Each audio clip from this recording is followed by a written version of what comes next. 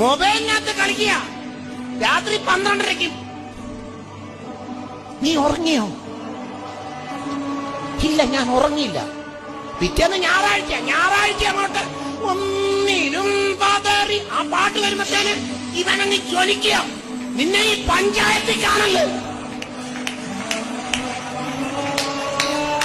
കോമാളികളെ ചേർക്കാൻ യേശു വരുന്നില്ല.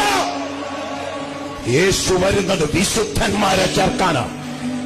ഇന്ന് രാത്രി ഇതിനകത്തിരിക്കുന്ന യൂത്ത്സിനോട് ഞാൻ പറയാം, നമുക്ക് സോഷ്യൽ മീഡിയ നല്ലതാ.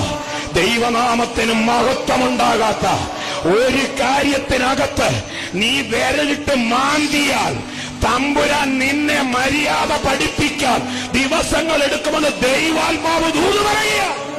നമ്മുടെ അകത്ത് വ്യാപരിക്കുന്ന ആത്മാവേ കൈകൊട്ടാൻ മാത്രമുള്ളതല്ല, വിവേചിക്കണം.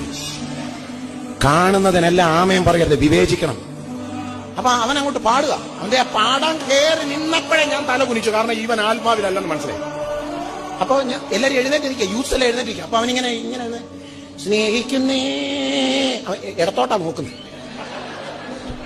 സ്നേഹിക്കുന്നേ, അവനങ്ങ് സ്നേഹിച്ച് അങ്ങനത്തെ, നിങ്ങൾ ശ്രദ്ധിച്ചിട്ടുണ്ടോ? അങ്ങനത്തെ പാട്ടല്ലേ നമ്മുടെ പിള്ളേർക്ക് ഇഷ്ടം. എന്നാ കണ്ടോ, ഒരെണ്ണം മിണ്ടുന്നില്ല. യാത്ര ചെയ്യും ഞാൻ ക്രൂശെ നോക്കി. അത് ആർക്ക് വേണം അല്ലേ? ആർക്ക് വേണം?